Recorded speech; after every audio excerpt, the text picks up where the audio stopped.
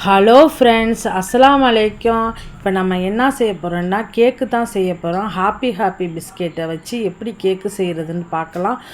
நான் பர்த்டேக்காக செய்கிறேன். வாங்க வீடியோக்குள்ளே போகலாம். வீடியோவை ஸ்கிப் பண்ணாமல் பாருங்கள். ஒரு மிக்ஸி ஜாடை எடுத்துருக்குறோம். அதில் ஹாப்பி பிஸ்கெட்டு நம்ம பிரித்து போட்டுக்கலாம். நான் ஒரு 6 பாக்கெட்டு யூஸ் பண்ணியிருக்கேன். நான் 6 பாக்கெட்டு பிஸ்கெட் தான் எடுத்திருக்கேன். இதை நம்ம பவுடராக அரைச்சிட்டு வந்துடுவோம்.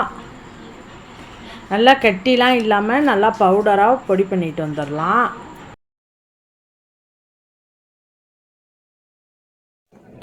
இப்போ இந்த பிஸ்கெட்லேயே ஒரு 2 ஸ்பூன் ஜீனி போட்டுக்கலாம். அதையும் அது கூட சேர்த்து நம்ம பட்டை அரைச்சிட்டு வந்துடுவோம்.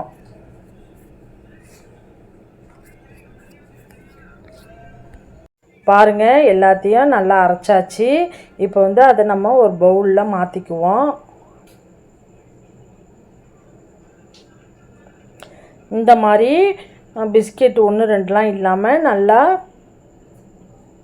நல்லா பவுடர் மாதிரி நம்ம அரைச்சிட்டு வந்துடணும்.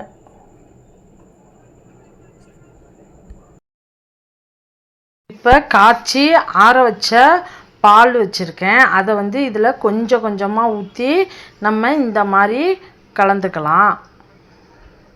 ரெண்டையும் நம்ம மிக்ஸ் பண்ணிக்கணும். ரொம்பவா பாலை ஊற்றிடாமல் இந்த மாதிரி கொஞ்சம் கொஞ்சமாக ஊற்றுங்க. இன்னும் கொஞ்சம் ஊற்றிக்குவோம், நமக்கு பத்தலை.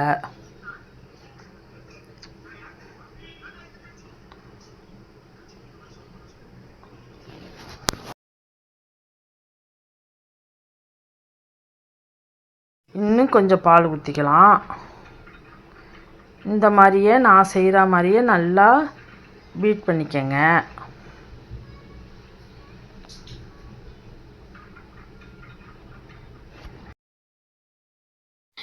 இந்த பதத்துக்கு இருந்தால் போதும், கரெக்டாக இருக்குது. இதில் baking powder 1 spoon, baking soda 1 spoon, இதெல்லாம் போட்டால் நமக்கு கேக்கு நல்லா பஞ்ச் மாதிரி இருக்கும்.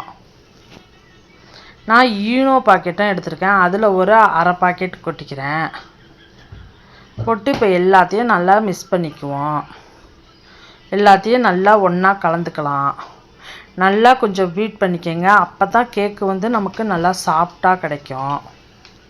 இன்னும் பிஸ்கெட் கொஞ்சம் திக்காலாக தான் இருக்குது. இன்னும் கொஞ்சோண்டு நம்ம பால் ஊற்றிக்குவோம். ஊற்றிக்கிட்டு இந்த மாதிரி பதத்துக்கு இருந்தால் தான் நமக்கு கேக்கு நல்லா சாஃப்டாக இருக்கும். நல்லா கையால் எவ்வளோ தூரம் பீட் பண்ண முடியுமோ அந்த மாதிரி பண்ணிக்கங்க.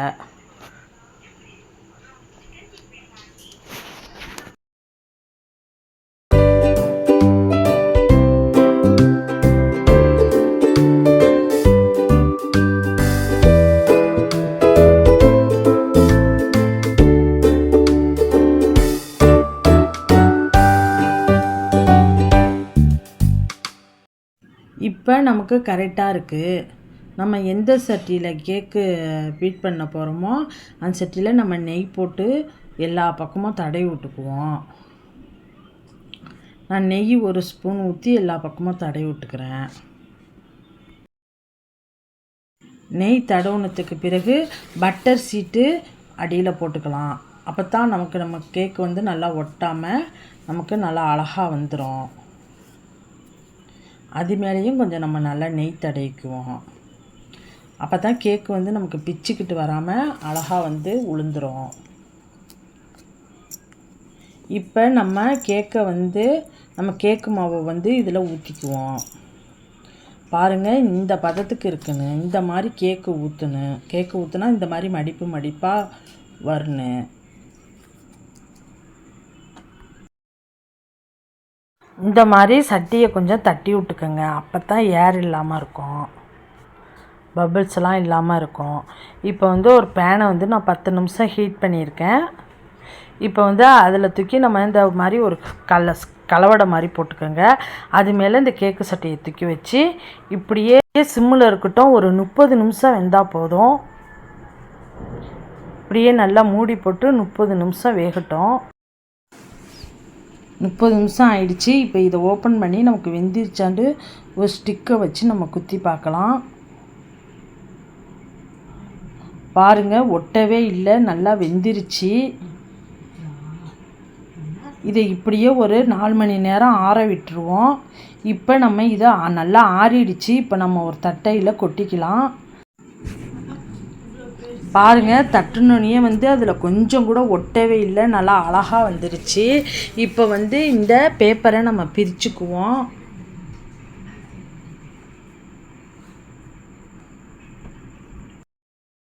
இப்போ இந்த தாளை நம்ம ரிமூவ் பண்ணிக்கிட்டோம். இப்போ இதை நம்ம திருப்பிக்குவோம். இது கத்தி வச்சியும் நம்ம 2ஆக கட் பண்ணிக்கலாம். இல்லாட்டி நான் இப்போ நூலை வச்சு தான் நான் இப்போ இதை கட் பண்ண போகிறேன். இந்த மாதிரி ஒரு நூல் எடுத்துக்கலாம். இதை இப்படி நடுப்பற வச்சு நம்ம இதை கட் பண்ணி எடுத்துக்குவோம். நல்லா ஈஸியாக கட் பண்ணிடலாம். அவ்வளோதான், முடிஞ்சிடுச்சு. இப்போ இதை நம்ம 2ஆக எடுத்துக்குவோம்.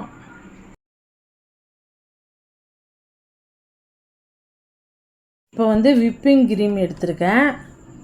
இதை ஒரு பவுலில் கொட்டிக்குவோம்.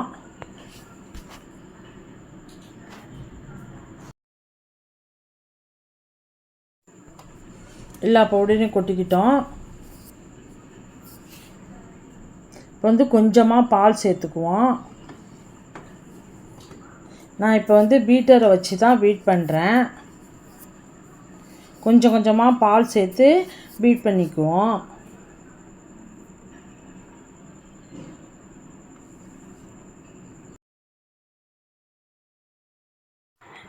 இந்த அளவுக்கு நான் பீட் பண்ணிக்கிட்டேன். இப்போ இந்த கேக்கை நம்ம பிரிச்சுக்குவோம். 2ஆக வெட்டி வச்சதை எடுத்து அதில் ஒரு பாதியில் நம்ம அந்த கிரீமை போட்டு எல்லா பக்கமும் நல்லா தடவி விட்டுக்கலாம். எல்லா பக்கமும் ஸ்ப்ரெட் பண்ணி விட்டுக்குவோம். நான் கத்தியால் தான் தடவுறேன், எனக்கு அது சரியில்லை. நான் ஸ்பூன் போட்டுக்குவோம். ஸ்பூன் எடுத்து எல்லா பக்கமும் தடவி விட்டுக்கலாம்.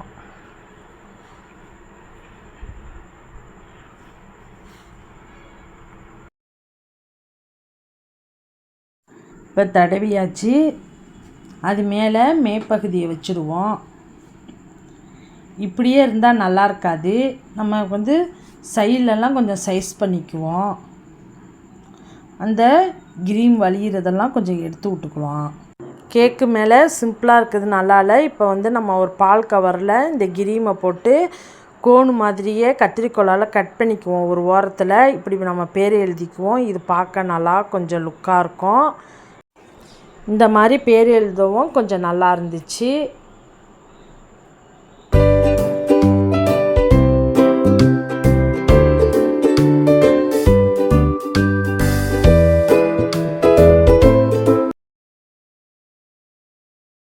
இப்போ தான் கேக்கு பார்க்கவே இன்னும் நல்லா டெக்கரேஷன் பண்ணணும், இன்னும் நல்லா அழகாக இருக்குது.